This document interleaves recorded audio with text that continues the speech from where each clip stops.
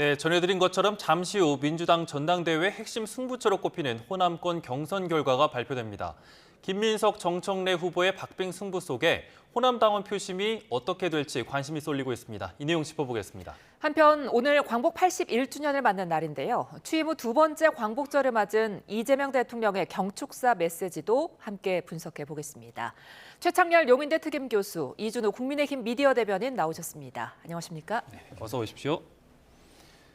네, 먼저 가장 뜨거운 민주당 전당대회 소식부터 좀 짚어보겠습니다. 잠시 후면은 호남권의 권리당원 투표 결과가 발표가 될 텐데 당원 비중이 전체 33%나 차지를 합니다. 사실상 이번 전당대회 핵심 승부처가 아니냐 이렇게 꼽히고 있는데 교수님 먼저 어떻게 보고 계십니까? 51만 명이에요. 네. 내일 발표하는 게 서울, 경기 거기 59만 명.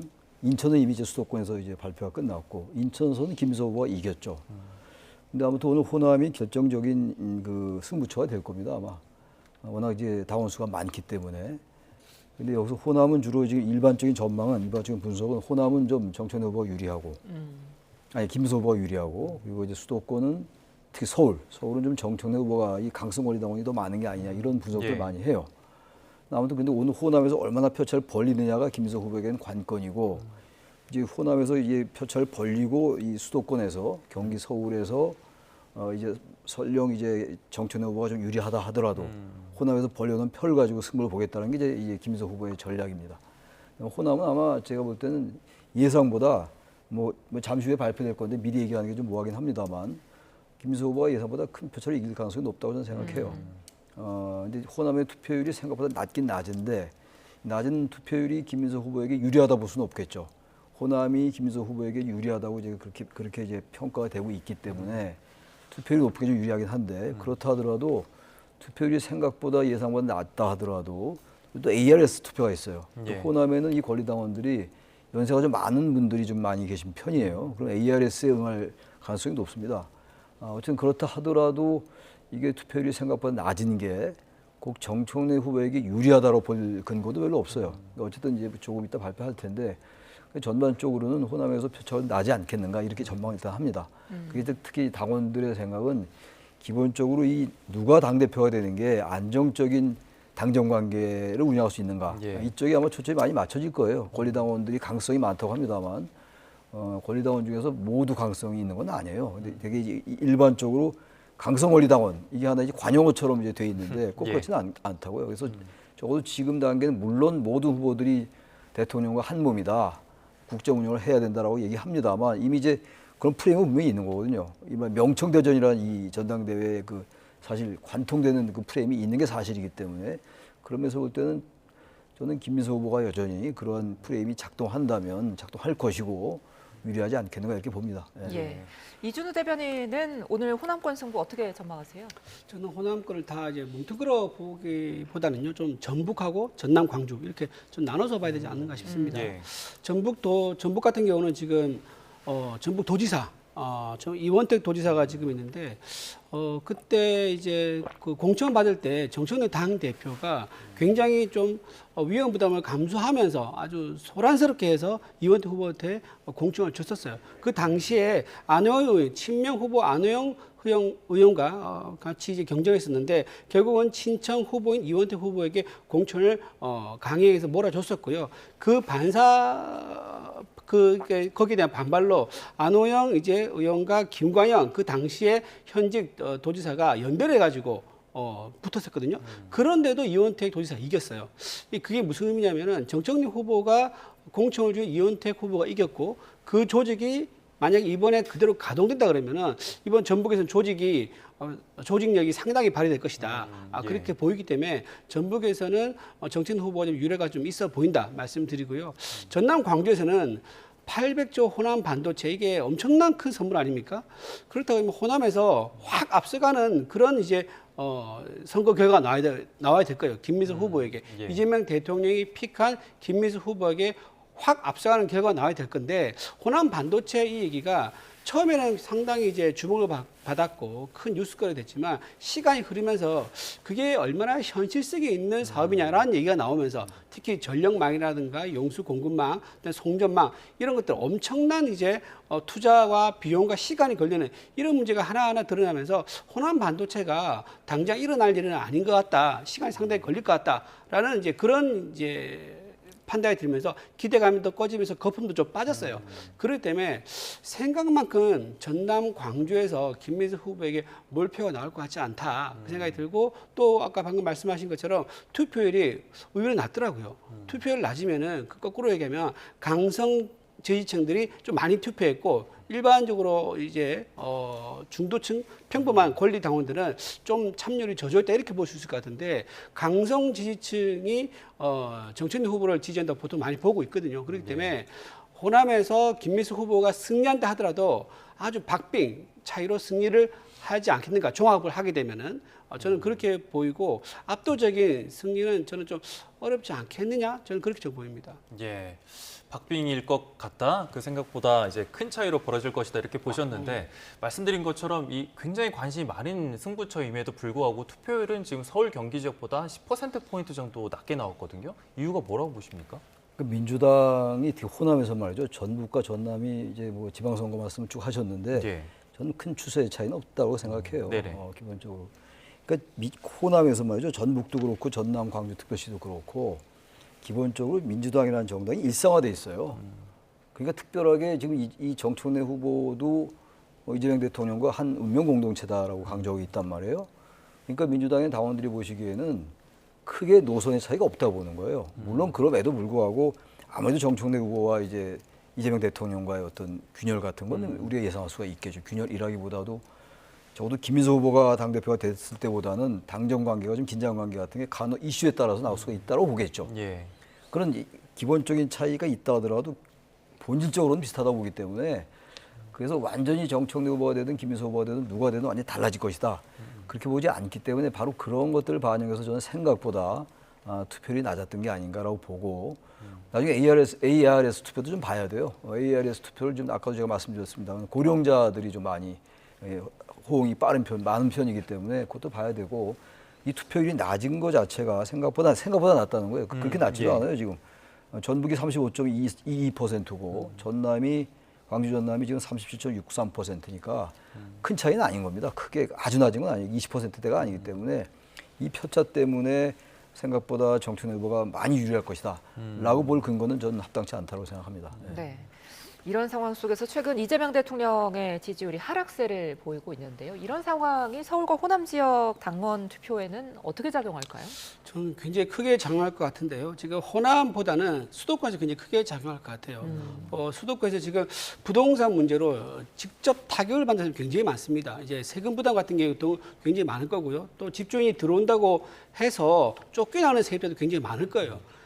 그런 상황에서 부동산 매매도 오르고 전세도 오르고 월세도 오르다 보니까 이게 집주인이나 세입자나 전부 다 피해를 입게 되는 이제 그런 상황이 되어버렸습니다. 그렇기 때문에 지금 각종 여론조사에서 보면 가장 지지율이 많이 떨어진 곳이 서울인 곳으로 나오는 경우가 좀 많이 있더라고요. 예. 그걸 본다 그러면 아무리 민주당을 지지하는 권리 당원이라 하더라도 내가 직접 자산에 피해를 입고 내가 직접 불편함을 겪고 내가 손실을 본다 그러면 과연 민주당을 지지를 할까?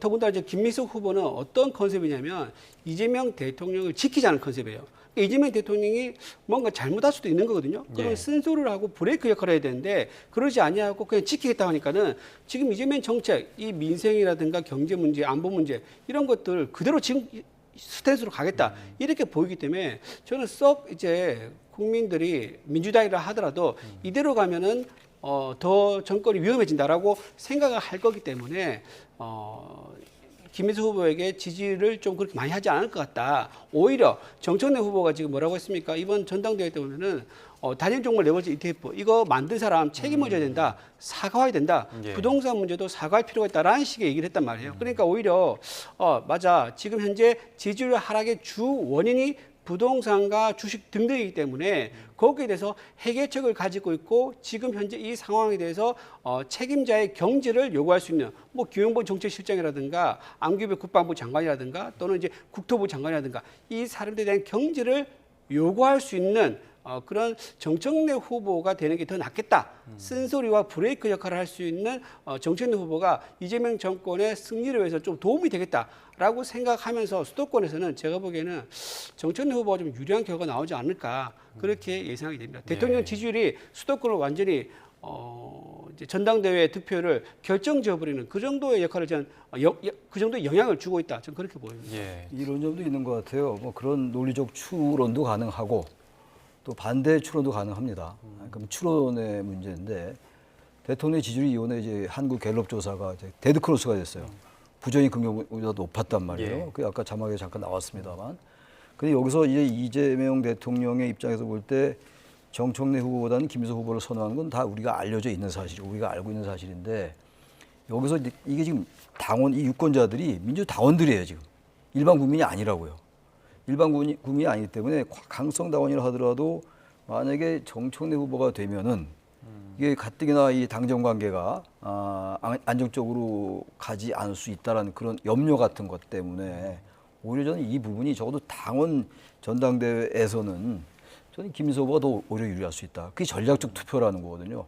당원들이 볼 때 이거 대통령이 이른바 그 사실상 선호하는 그런 후보가 만약에 안 되면 대통령의 지지율이 더 낮아지지 않을까라는 그런 우려 같은 거. 어쨌든 적어도 집권 초반기이기 때문에 저는 그러면서 볼 때 오히려 그게 김무성 후보에게 아주 정치 공학적으로 볼 때 또 유리하게 작용할 수도 있다. 그런 추론도 가능하다고 말씀을 드립니다. 예. 그 말씀하신 것처럼 부동산 민심이 좀 악화하는 부분도 있잖아요. 이 부분은 어떻게 좀 반영될 거라고 보십니까? 그러니까 부동산 민심이 악화돼 있어요. 악화되고 그러다 보니까 이제 대통령의 지지율이 전반적으로 추세적으로 하락 추세예요. 지금. 예. 그건 분명히 확인되고 있는 사실이니까 팩트니까.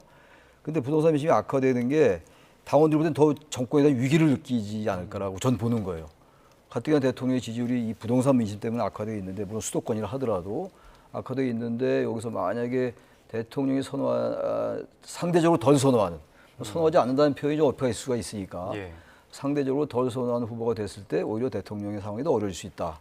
그렇다면 지지율은 더 떨어질 수 있다. 그러한 생각 때문에 저는 오히려 이게 김무성 후보에게 유리할 수 있다. 그렇게 보는 거예요, 저는. 예.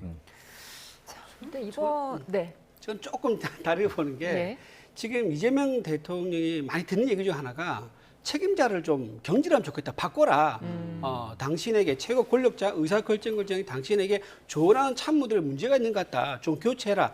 라는 얘기가 많이 나오는데 직접 지금 본인이 결단을 안 내린 이유가 정권을 잡고 나서 1년 동안 같이 왔는데 본인이 어쨌든 처음에 높았던 지지율을 같이 만들어 왔었고 현재 떨어지고 있다고 해서 바로 경질해버리면 본인이 실정하고 있는 거 스스로 인정한 꼴이 돼버리거든요. 그러니까 그 스스로 인정하기 싫어서 경질 안 하고 있을 거예요. 그런데 만약에 정청래 후보가 와서 당대표가 됐다. 그래서 당대표로서 민심을 받아서 당원의 뜻과 국민들의 목소리를 받아서 그걸 반영해서 대통령에게 건의하고 제안을 드리는 그런 형식이 되면요. 대통령이 훨씬 부담이 덜합니다. 나는 괜찮은 참으로 생각 같이 가고 싶었지만 우리 여당 대표, 집권 여당 대표의 말을 들어보니까 국민의 목소리가 그렇다면 국민이 그것을 바란다 그러면 내가 받아들이겠다라고 하면 훨씬 모양이 좋게 자기 참모들을 교체할 수 있거든요. 그렇기 때문에 저는 오히려 정청래 후보가 당대표가 되는 게 대통령에게는 오히려 지금 현재 이 지지율 하락의 원인이 되는 참모들 그리고 국무위원들을 교체할 수 있는 좋은 기회가 되기 때문에 그것도 나쁘지 않을 거다. 저는 그렇게 봅니다. 예. 그리고 이번에 처음 도입됐던 선호투표제가 이제 적용이 될지도 관심인데 1차에서 과반이 넘는 득표자가 나오지 않으면 선호투표제에 의해서 이 당대표가 결정이 되죠. 1차 투표에서 승부가 가려질까 굉장히 관심이 많은데 어떻게 보십니까? 그래서 호남에서 이제 얼마나 표차가 나느냐. 뭐 김무성 후보가 호남에서 이길 건 거의 전 확실하다고 봐요. 근데 이제 확실하다. 네. 그 표차가 얼마나 되느냐. 과반을 넘느냐의 문제죠. 물론 내일 이제 경기 서울 경기도 봐야 되긴 돼요.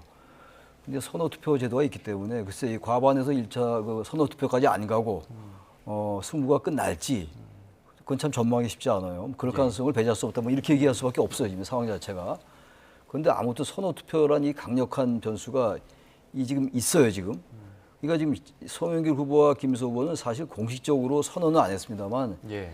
비공식적 연대라고 얘기보다 더 높은 수위로 저는 사실상의 공식적 연대다라고 봐요. 제가 이번 전당대회 과정 중에서 송영길 후보가 김무성 후보를 비판하거나 공격하는 메시지를 한 번도 못 봤어요. 그렇다면 사실상의 연대라고 다 당원들은 알고 있는 거예요. 그렇다면 선호 투표에서 1위를 이제 송영길 후보를 찍은 유권자가 당원이 2위를 정청래 후보를 찍을 수도 있죠. 근데 우리가 상식적으로 볼 때, 논리적으로 볼 때 정청래 후보보다는 죄송합니다. 네, 교수님 잠시만요. 잠시만요. 지금 민주당 전당대회 핵심 승부처로 꼽히는 호남권 경선 결과가 곧 발표될 것으로 보입니다. 현장 가보겠습니다. 네, 이어서 개표 결과를 발표하겠습니다. 개표 결과지 전달은 최정민 중앙당 선거관리위원께서 진행을 해 주시겠습니다.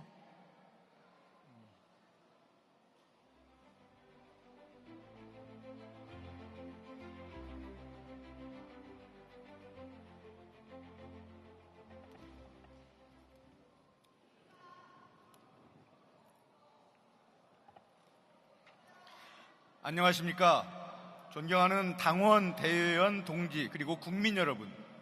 더불어민주당 중앙당 선거관리위원장 소병훈입니다. 지금부터 더불어민주당 제3차 정기 전국 당원대회 당대표 및 최고위원 선출 선거 전남, 광주, 전북 권리당원 선거인단 투표 결과를 발표하겠습니다. 투표 결과는 전남, 광주, 전북 순서에 따라 후표자의 기호순에 따라 득표수와 득표율을 발표하겠습니다. 먼저 전남, 광주입니다. 투표율을 말씀드리겠습니다. 권리당원 선거인단 수 31만 4,184명, 투표자 수 15만 1,756명, 투표율은 48.30%입니다. 당대표 후보자 개표 결과입니다. 기호 1번 송영길 후보 16,874표 11.12%, 기호 3번 정청래 후보 48,324표 31.84%, 기호 3번 김민석 후보 86,558표 57.04%입니다.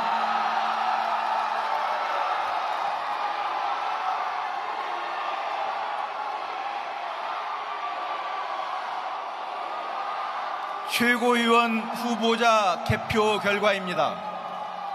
기호 1번 최민희 후보 46,298표 15.25%, 기호 2번 김용 후보 41,147표 13.56%, 기호 3번 김영호 후보 14,468표 4.77%, 기호 4번 서미화 후보 54,806표 18.06%,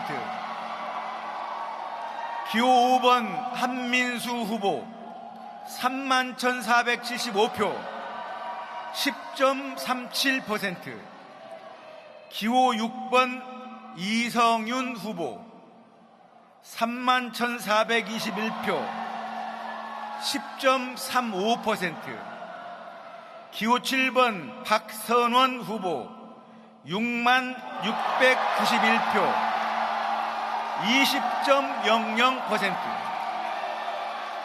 기호 8번 임미애 후보 23,206표 7.65%입니다.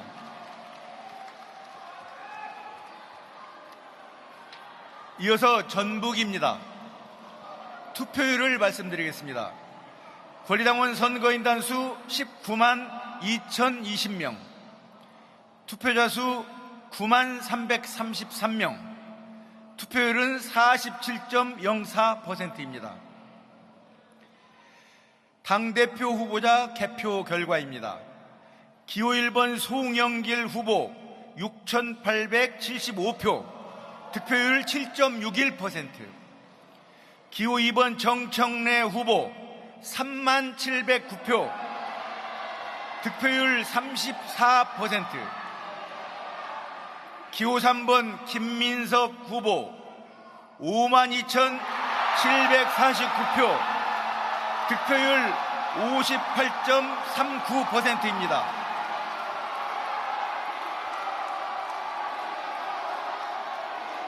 최고위원 후보자 개표 결과입니다. 기호 1번 최민희 후보 25,297표, 득표율 14%. 기호 2번 김용 후보 24,851표, 득표율 13.76%.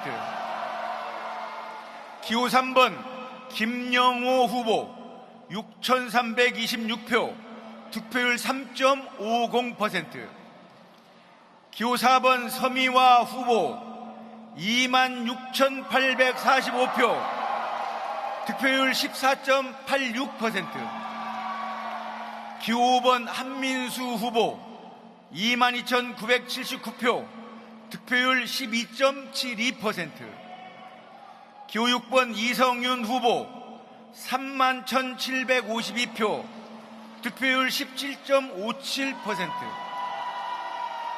기호 7번 박선원 후보 29,037표, 득표율 16.07%. 기호 8번 임미애 후보 13,579표, 득표율 7.52%입니다. 이어서 당대표 및 최고위원 후보자 전남, 광주, 전북 지역 권리당원 합산 투표 결과를 발표하겠습니다. 권리당원 합산 선거인단 수 50만 6,204명, 투표자 수 24만 2,089명. 당대표 후보자 합산 개표 결과입니다.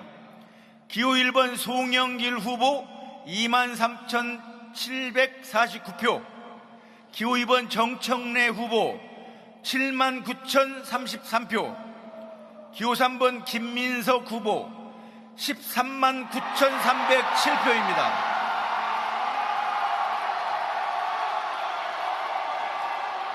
최고위원 후보자 합산 개표 결과입니다. 기호 1번 최민희 후보 71,595표, 기호 2번 김용 후보 65,998표, 기호 3번 김영호 후보 27,94표, 기호 4번 서미화 후보 81,651표, 기호 5번 한민수 후보 54,454표, 기호 6번 이성윤 후보 63,173표, 기호 7번 박선원 후보 89,728표, 기호 8번 임미애 후보 36,785표입니다. 이상으로 더불어민주당 제3차 정기 전국 당원대회 당대표 및 최고위원 선출을 위한 전남, 광주, 전북 권리당원 선거인단 개표 결과 발표를 마치겠습니다. 고맙습니다. 네, 오늘 끝까지 선의의 경쟁을 펼쳐주신 모든 후보자들께 다시 한번 고생하셨다는 말씀 드리면서 온라인 생중계를 통해 함께하고 계시는 전국의 당원 동지 여러분, 끝까지 함께해 주셔서 감사드립니다. 자, 이상으로 더불어민주당 당대표 및 최고위원 선출을 위한 전북 합동연설회를 모두 마치겠습니다. 고맙습니다.